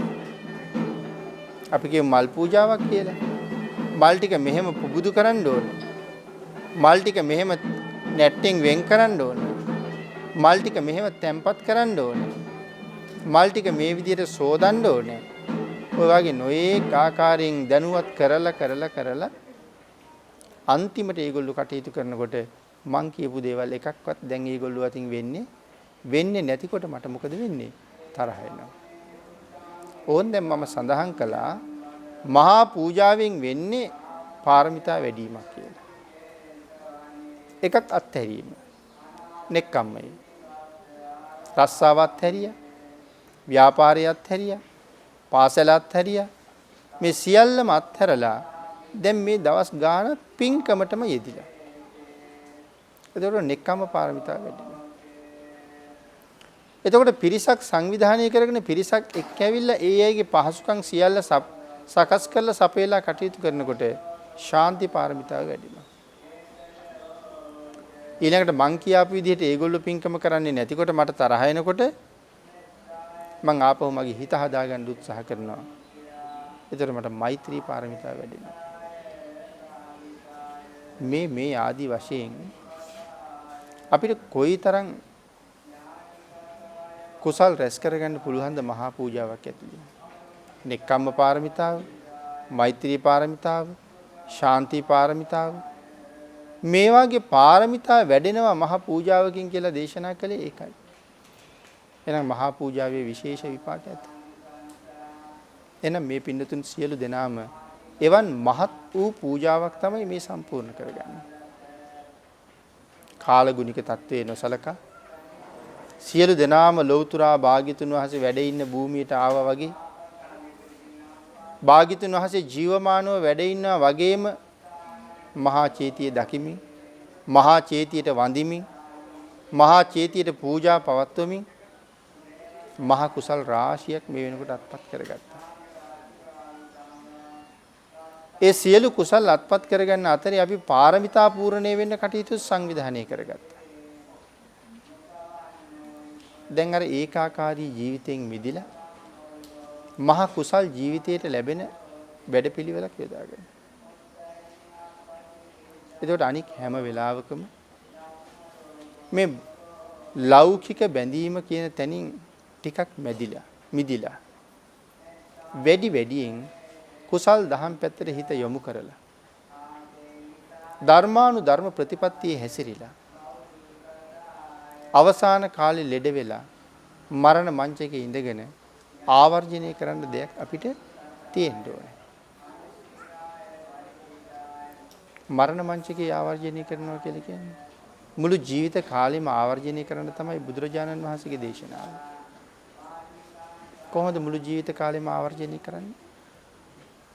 අද දවසේ වැඩ ටික ඔක්කොම ඉවර වෙලා නිින්දට ගියාට පස්සේ තමන්ගෙන් ප්‍රශ්නයක් අහන්න කියනවා. මේක භික්ෂූන් වහන්සේලාට තමයි දේශනා කරන්නේ. හැබැයි ඒක ගිහි ප්‍රජාවටත් ගැළපෙනවා. මොකද භාග්‍යතුන් වහන්සේගේ දේශනාව හැමෝටම නිසා. කොහොමද භික්ෂූන් වහන්සේලාට අහන්න කියන්නේ? තමන්ගෙන්ම අහන්න කියනවා ඔබ අද උදේ අවදි වෙච්ච තැන ඉඳලා මේ වෙනකොට වත් පිළිවෙත් ටික සම්පූර්ණ කරගත්තද? ධර්ම දේශනාවක් ශ්‍රවණය කළාද? ධර්ම දේශනාවක් නැත්නම් සූත්‍ර ධර්මයක් කියෙව්වද? සූත්‍ර අධ්‍යයනය කිරීමක් කරගත්තද? කර්මස්ථානයක් වැඩුවද? ආන් ඒ වගේ ප්‍රශ්න කීපයක් තමන්ගෙන් අහන්න කියනවා. එතකොට තමන්ට උත්තරේ එනවනේ. වත කරලත් නැහැ. කර්මස්ථාන වඩලත් නැහැ. මේ ආදි වශයෙන් බණ අහලත් නැහැ. ධර්මයේ අධ්‍යයනය කරලත් නැහැ. එතකොට ප්‍රශ්නයක් වෙනවා මම අද දවසේ මොකද්ද කළේ? ඉතින් එතනින් එහාට භික්ෂුවකට නම් නැගෙන ප්‍රශ්න වැලක් තියෙනවා. මම මේ ටික කළේ නැත්තම් මට දන් දුන්න දායකයාට සාධාරණයක් වුණාද? ඒ දායකයාට මගෙන් සාධාරණයක් වුණේ නැත්තම් මට පස්සේ සංසාරේ මේ ඔටු අලියු ගවයු මේ වගේ සත්තු වෙලා මට ඒක ගෙවන්න සිද්ධ වෙයි. ආන් එහෙම බීතිකාවක් ඇති වෙන්න පටන් ගන්නවා. ආන් එතකොට සිහි එනවා මේ කළ යුතු කාර්ය හරියටම කරන්න ඕනේ. ගිහි කෙනෙකුට අහන්න පුළුවන්. සංසාරي ගැන දන්නවා. මනුෂ්‍ය ජීවිතයේ දුර්ලභ බව දන්නවා. බුද්ධෝත්පාදයේ වටිනාකම දන්නවා. උදාර මනුෂ්‍ය ජීවිතයක්, බුද්ධෝත්පාදයක්, නිර්මල ධර්ම රත්නේ වැඩ ඉන්න කාලය. මෙවන් කාලයක ඔබේ ජීවිතයේ මේ වෙනකොට ඔබ දවසකට බුදුන් වඳින්න කොච්චර කාලයක් වෙන් කළාද? බණ අහන්න කොච්චර කාලයක් වෙන් කළාද? අම්මා තාත්තා වෙනුවෙන් යුතුයකම් කරන්න කොච්චර කාලයක් වෙන් කළාද? පොදු යුතුයකම් වලට කොච්චර කාලයක් වෙන් කරලාද? ඒ සියල්ල සම්පූර්ණ කරන අතරේ ඔබට විමුක්තිය උදෙසා ඔබ කොච්චර කාලයක් වෙන් කරගෙන තියෙනවද? ඔබේ විමුක්තිය උදෙසා කියන කාරණා ටික හැම වෙලාවෙම ප්‍රශ්න කරන්න ඕනේ. එහෙම ප්‍රශ්න කරමින් මොකද්ද Tamange මොන පැත්තේද අඩුපාඩුවක් තියෙන්නේ? ආන්ගේ පැත්ත සම්පූර්ණ කරන්න. ආන් එහෙම කටයුතු සංවිධානය කරගත්තාම අර අන්තිම මොහොතේ සරණක් පිහිටක් නැතුව නමුත් කොතන හරි තැනක වැතිරිලා ආවර්ජනය කරන්න දෙයක් තියෙනවා. සතුටු වෙන්න පුළුවන් දේවල්ම තමයි තියෙන්නේ. එතකොට හිතන්නකො සතුටින් මේ ඇස් දෙක පියාගන්න කෙනෙක් දුගතියක ගිහිල්ලා උපදීද කියලා. ආන් ඒකයි සඳහන් කළේ ජීවත් වෙනවා කියලා කියන්නේ මරණයට සූදානම් වීමයි. ජීවත් වෙන පුද්ගලයා වහවහ කළ යුත්තේ අනිවාර්යෙන් මාව දවසක මැරෙනවා. ඒ මැරෙන දවසට මම මරණයට සූදානම් වෙලා ඉන්න ඕනේ කල් තියන්. මොකද හෙට සූදානම් වෙන්න බෑනේ. අජ්ජේව කිච්ඡං ආතප්පං කෝජඤ්ඤා මරණං සුයි. අද කළ යුතු දේවල් අදම කරන්න ඕනේ.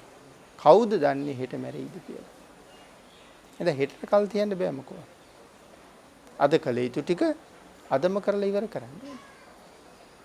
ආන් ඒ හින්දා හැම කෙනෙකුටම හරි වටිනවා තමන් පිළිබඳව ආවර්ජනයක් දවසේ එක වතාවක්වත් මම කවුද කියන තැනට ඒකට එන්න පුළුවන්. එහෙම යමෙක් කරගත්තොත් ඔහු තමන්ට සාධාරණයක් කරගත්ත කෙනෙක් කියන එක අපි මුලින්ම මතක් කළා. යුතුයකම් අපි හරියට කරනවනේ. අම්මා තාත්තා වෙනුවෙන් යුතුයකම් කරනවා. දුව දරුවෝ වෙනුවෙන් යුතුයකම් කරනවා. නෑදෑයෝ වෙනුවෙන් යුතුයකම් කරනවා. රට ජාතිය වෙනුවෙන් යුතුයකම් කරනවා. මේ හැමෝම වෙනුවෙන් යුතුයකම් කරන පුද්ගලයා තමන් වෙනුවෙන් මොනවද කරලා තියෙන්නේ කියලා බැලුවොත් ඔහු ඉන්නේ ඊටාම දුප්පත් මට්ටමක. බාහිරට කළ යුතු හැමදේම කරලා තමන්ට කිසි දෙයක් කරගෙන නැහැ. දැන් එතකොට අර බාහිරට කරපු දේවල් අපිට ලොකුවට ප්‍රයෝජනයක් නැහැ. නැත්තේම නෙමෙයි ලොකුවට නැහැ. නමුත් තමන්ට කරගත්ත සාධාරණේ තමන්ට හරියට වටිනවා. මොනවද තමන්ට සාධාරණයක් කරගන්නවා කියන්නේ? වැඩි වැඩියෙන් සිහිය ප්‍රඥාව සහිතව වැඩ කරන්න ඕනේ. සිහිය ප්‍රඥාව නැති වෙච්ච ගමන්ම මොකද වෙන්නේ? අකුසල් පිරෙනවා. ඒ සිහිය තිබ්බේ නැත්තම් බොරු කියවෙනවා. සිහිය තිබ්බේ නැත්තම් ප්‍රාරක්කු පාණියට යනවා. සිහිය තිබ්බේ නැත්තම් ඊතුරු සිල්පද තුනත් කැඩෙනවා. පස්සේ මතක් වෙනවා අපරාධේ මං අද සිල් අරන් හිටියේ. දානි ගන්න වෙලා ගියා. දානි නෙමෙයි නේද කෑමනේ කාලා තියෙන්නේ. දානි කියන වචනේ එනවනම් සිල් අරන් කියන කතාවට එනවා. මට අමතක වුණානේ සිල් ගත්ත බව. එහෙම කතා කරන අයත් ඉන්නවා. ඊළඟට භාග්‍යතුන් වහන්සේ දේශනා කළේ විහිළුවකටවත් බොරුවක් කියන්න එපා කියලා. විහිළුවකටවත් එපා. ඒතර සිහිය ප්‍රඥාව නැති තැන ඕන තරම් එහෙම විහිළු කරන්න හිතෙනවා. මෙන්න මේ වාගේ කාරණා තමන්ගේ ජීවිතය තුළ පෞද්ගලිකව වෙනම ආවර්ජනය කරන්න ඕනේ. එහෙම ආවර්ජනය කරගෙන තමන්ගේ අඩුපාඩුව තියෙන තැන තමන් හොයන්න ඕනේ. මග වියදම් ටික හොඳට සම්පාදනය කරගන්න ඕනේ. මග වියදම් කියලා කිව්වේ සංසාර ගමන කොයිතරම් දුරයිද කියලා අපි තාම දන්නේ නැහැ. ආන්ගේ දීර්ඝතර වූ සසර ගමනේ බුදුරජාණන් වහන්සේගෙන් අපට ලැබිලා තියෙන පුදුමාකාර අනුකම්පාවක්. ලෞතර බුදුරජාණන් වහන්සේ කොච්චර අනුකම්පා කළාද? මේ නිමක් නැති සංසාරේ අපිට හම්බ කරගන්න. ඒ භාග්‍යතුන් වහන්සේනේ අපිට කියලා දුන්නේ. තිරිසන් සතෙකුට කෑම වේලක් දුන්නොත් අනාගත ජීවිත 100ක විපාක දෙනවා. ආර්යයන් වහන්සේ නමකට කෑම වේලක් දුන්නොත් අනාගත ජීවිත අසංකේයක විපාක දෙනවා. ඉතින් අසංකේය වැඩි වෙන හැටිත් වෙනම කියලා තියෙනවා. දක්ෂින විභංගේ වාගේ අපි සාකච්ඡා කළා. එතකොට මේ ජීවිතය කියලා කියන්නේ අනාගතයේ උපදින ආත්ම කෝටි ප්‍රකෝටි ගානකට හොඳට හම්බ කරන්න තියෙන තැන කියලා හිතෙන්නේ නැද්ද අපේ අයිට? අපරාධී හම්බ කිරීම කරගත්තේ නැත්තම් දැනට හම්බ කරගෙන යන සියලුම දේවල් මෙලව දාලා යන දේවල්. ඉඩකඩම් යාන වාහන දේපොළ දුවා දරුවෝ පවා හිටපු තැන්වල ඉන්නවා. අපිව රැක ගන්න අපිව බලා ගන්න කවුරුවත් නැහැ. ආන්ගේ හින්දා අපිව බලා ගන්න පිරිසක් හදනවා කියන එක තමයි කුසල් රැස් කරනවා කියලා කියන්නේ. මොකද දරුවන්ට කරන්න දෙයක් නැහැ මැරෙන්න ආවට පස්සේ. නෑයන්ට කරන්න දෙයක් තියෙනවද මැරෙන්න ආවට පස්සේ? සල්ලි මොනව කරන්නද මැරෙන්න ආවට පස්සේ? ඒ සල්ලි වලට බෑනේ අපිට ජීවිතේ දෙන්න. ඒ හම්බ කරපුවා ඒ තියාපු තැන්වල ඒ විදිහටම තියෙනවා. පුද්ගලයා අන්ත අසරණ තත්වයක ඉන්නවා මෙලවත් හැරලා යන්න. නමුත් අපි රැස් කරගෙන තිබුණා නම් කුසල් දහම් ආන්ගේ පුද්ගලයා හරි පෝසත්. අඬන්න දෙයක් තියනවද? ඒ පුද්ගලයාට අඬන්න දෙයක් නෑ. කරගත යුතු සාධාරණේ හැම පැත්තෙම සම්පූර්ණ කරලායි තියෙන්නේ. ඒ තුලින් රැස් කරගත්ත මග වියදම් ගොඩක් තියෙනවා. මොනවද මේ මග වියදම්? මග වියදම් කියලා මෙතන කියන්නේ කුසල් වලට. අපි හම්බ කරපු සල්ලි ගෙනියන්න බෑනේ අපිට. මෙලවින් යනකොට මෙලවින් යනකොට ගෙනියන්න පුළුවන් එකම දේ තමයි කුසල් සහ අකුසල්. ඉතින් අකුසල් අරගෙන මගට බහින්න වුණොත් කවදාවත් සැපක් නැහැනේ. කුසලයෙන් පිරීලා බහින්න වුණොත් සුගතියෙන් සුගතියට යන්න පුළුවන්. ආන්ගේ ඉඳ අකුසලයෙන් ඈත් වෙලා කුසලයේ මත පිහිටලා රාගය, ද්වේෂය, මෝහය ප්‍රධාන අකුසල ධර්මයන් තුල බැඳිලා නතර වෙච්ච පුද්ගලයා තමයි මේ සංසාරي දිගින් දිගට ගමන් කරන්නේ. රාගයෙන් රත් වෙන්නේ නැතුව, ද්වේෂයෙන් මත් වෙන්නේ නැතුව, මෝහයෙන් මුලා වෙන්නේ නැතුව කටයුතු කරපු පුද්ගලයා මෙලවත් සුවපත් කරගෙන, පරලොවත් සුගතිගාමී කරගෙන අවසානයේ ප්‍රාර්ථනා කරන බෝධියෙන් සැනසීම දක්වාම ගමන් කරනවා. එහෙමනම් අපේ පින්නතුන්ට සිහිපත් කළේ ඔබත් අර මකුළුවාගේ ජීවන රටාවෙන් වෙන් වෙලා අද මහා පූජාවක් සංවිධානය කරගෙන ප්‍රඥාව පාවිච්චි කරලා Tamanට සාධාරණයක් කර ගැනීම වෙනුවෙන් දින ගාණක් කැප කරලා විශාල පුණ්‍ය කර්මයක් සම්පූර්ණ කරගෙන එහි මල්ඵල නෙලන අවස්ථාව. මනාව සම්පූර්ණ කරගත් අවස්ථාව. ලෞතර බුදුරජාණන් වහන්සේ වෙනුවෙන් මේ මහා චෛත්‍ය රාජානන් වහන්සේ අරමුණු කරලා කරන පූජාවේ මහත්ඵල බව දන්න නිසා තමයි මෙතනම මේ පින්කම කරන්න ඕනේ කියලා තීරණය කළේ. ඒ නිසා ඒව අමුතුවෙන් විස්තර කරන්න කාලය ගන්නේ නැහැ. දන්න නිසායි අපි මෙතෙන්ට ආවේ. එහෙනම් අසීමාන්තික කුසලය. සද්ධර්ම දානානිසංසය නිමක් නැති මහ කුසල කර්මය. සංසාර ගමනේ උපදින ආත්ම අසංඛ්‍ය ගණනකට ප්‍රයෝජනවත් වෙන දවන්ත පුණ්‍ය කර්ම රාශියක් සම්පූර්ණ කරලා කුසල් අත්පත් කරගෙන ඒ කුසලයෙන් පෝෂණයටපත් වෙලා ඉන්න මොහොතේ තව තවත් කුසලයේ දෙගුණ තෙගුණ කරගන්න තමයි උතුම් ධර්ම දානමය පුණ්‍ය කර්මයක් සම්පූර්ණ කරගත්තේ. ඒ කුසල කර්මයක් මේ වෙනකොට සම්පූර්ණ කරගෙන මහා කුසල් රාශියකින් ජීවිතේ පෝෂණය කරගත්තා. එහෙමනම් පින්නතුනි මේ උදාර පින්කම් මාලාව සංවිධානය කරගෙන විශාල පිරිසකට කුසල් රැස් කරගන්න අවස්ථාව උදා කරලා දෙමින් කටයුතු සංවිධානය කරමින් මූලිකත්වයේ අරගන්න යෙදුනේ කැලණිය තල්වත්තේ අංක 55න් 10 නිවසේ පදිංචි ප්‍රදීප් නිශාන්ත සහ අංක 127 තුන්කම ඇඹිලිපිටියේ පදිංචි කුසුමා වන්නිගම මෑණියන් සොම්පාල කංකානම්ගේ පියාණන් මෑණියන් පියාණන් සහ ඒ පුතණුවන් තමයි මේ පින්කම මේ විදිහට සංවිධානය කරන්නේ. උතුම් අරමුණු හැටියට සිහිපත් කරනවා ප්‍රදීප් නිශාන්ත මහත්මයා සහ එම මහත්මයාගේ බිරිඳ දරුවන් තම මවට නිදුක් නිරෝගී සුවය සහ මියගිය පියාණන්ට පින් අනුමෝදන් කිරීම පිණිසත් කුසුමා වන්නිගම මෑණියන් පියාණන් ඇතුළු දියණිවරු පුතා බෑනා සහ ලේලිය ඇතුළු සියලු ඥාතීන් දෙපාර්ශ්වයේම මියගිය සියලුම ඥාතීන්ට පින් අනුමෝදන් කිරීම මේ පින්කමේ තවත් පරමාර්ථයක් ඇටියට සිහිපත් කරනවා.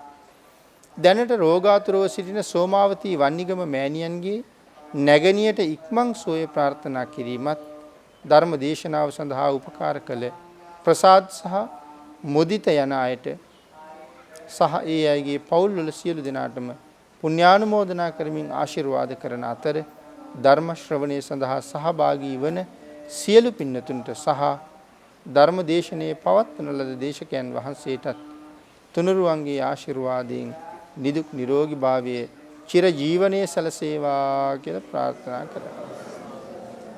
මේ රැස් කරගත් සියලුම පුණ්‍ය ධර්මයන් අනුමෝදන් වේවා. රත්නත්‍රී ආශිර්වාදයෙන් නිදුක් නිරෝගී භාවයේ චිර ජීවනයේ සැලසේවා.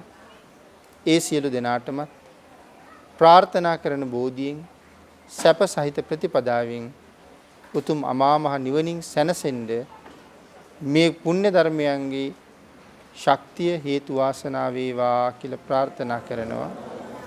ප්‍රධාන වශයෙන් පින්කම සංවිධානය කරන කැලණිය තල්වත්තේ අංක 55න් 10 නිවසේ පදිංචි ප්‍රදීප් නිශාන්ත සහ අංක 127 තුන්කම ඇඹිලිපිටියේ පදිංචි කුසුමා වන්නිගම මෑණියන්, සොම්පාල කංකානම්ගේ පියාණන්, මෑණියන් පියාණන් සහ ඒ පුතණුවන් තමයි මේ පින්කම මේ විදිහට සංවිධානය කරන්නේ. දායක පින්වත් පිරිස සියලු දෙනාම පුණ්‍යානුමෝදනා කළ සියලු දෙනාටම පින් අනුමෝදන් වේවා. ආශිර්වාද කළ සියලු දෙනාටම රත්නත්‍රයේ ආශිර්වාදයෙන් නිදුක් නිරෝගී භාවයේ චිරජීවනයේ උදා වේවා. ඊ타ම ඉක්මන් භවයක ඊ타මත්ම කෙටි කාලයකින් සැප සහිත ප්‍රතිපදාවකින් උතුම් චතුරාර්ය සත්‍ය ධර්මයේ අවබෝධ කරගෙන මේ සංසාරයෙන් එතර වෙන්න සියලු දෙනාටම භාග්‍ය වාසනාව උදා වේවා කියලා ප්‍රාර්ථනා කරනවා. ආකාසට්ඨා ච බුම්මට්ඨා දේවා නාග මහිද්దికා පුඤ්ඤන්තං අනුමෝදිත්වා චිරං රක්ඛන්තු ලෝක සාසනං දේවෝ වස්සතු කාලේන සස්ය සම්පatti හේතුච පීතෝ භවතු ලෝකෝ ච රාජා භවතු ධම්මිකෝ. පින්නතුනි අපි සියලු දෙනාම රැස් කරගත්ත මේ උදාාර පුණ්‍ය සම්භාරයන් මේ පින්කම සංවිධානය කරන වෙලාවේ අපේ ප්‍රදීප් මහත්මයා ඇතුළු පිරිසට අවවාද කළ අනුශාසනා කළ මඟ පෙන්වූ අති ගෞරවනීය අවසරයි එල්ලාවල පුරාණ විහාරස්ථානයේ වැඩ වාසය කරන අපි කවදත් ගුරු තත්ත්වයේහිලා සලකන අපේ සමිත ධම්ම ස්වාමින් වහන්සේට අපි විශේෂයෙන් පුණ්‍යානුමෝදනා කරමු. උන්වහන්සේත් සමග මේ අවස්ථාවට සහභාගී වුණ අපේ පොඩි ස්වාමින් වහන්සේට මේ අවස්ථාවට සම්බන්ධ වුණ මාගේ සහෝදර අපේ ධම්මිශ්වර පොඩි හාමුදුරන් වහන්සේට අපි රැස් කරගත්ත සියලුම පුණ්‍ය ධර්මයන් අනුමෝදන් වේවා. තුනුරුවන්ගේ අනන්ත ආශිර්වාදය ලැබේවා. කෝටි ලක්ෂයක් සක්වලේ ආර්යයන් වහන්සේලාගේ රැකවරණය නොඅඩුවම ලැබේවා. උන්වහන්සේලාගේ ශාසනික කටයුතු කිසිම බාධාවකින් හිරිහැරයකින් තොරව සම්පූර්ණ කරගන්න උන්වහන්සේලාට වාග්ය වාසනාව ලැබේවා. ලෝක සත්‍යයට මහා සත්පුරුෂයන් සෙයින් කටයුතු කරන්න තව තව ශක්තිය ධෛර්යය ලැබේවා. නිදුක් නිරෝගී භාවයේ චිරජීවනයේ ලැබේවා. උන්වහන්සේලා විසින් ප්‍රාර්ථනා කරන බෝධියෙන් අමා මහ නිවනින් සසර මඟ කෙරවල කරගන්න අපි රැස් කරගත්ත මේ උදාාර පුණ්‍ය ධර්මයන් හේතු වාසනා වේවා කියලා ප්‍රාර්ථනා කරමු.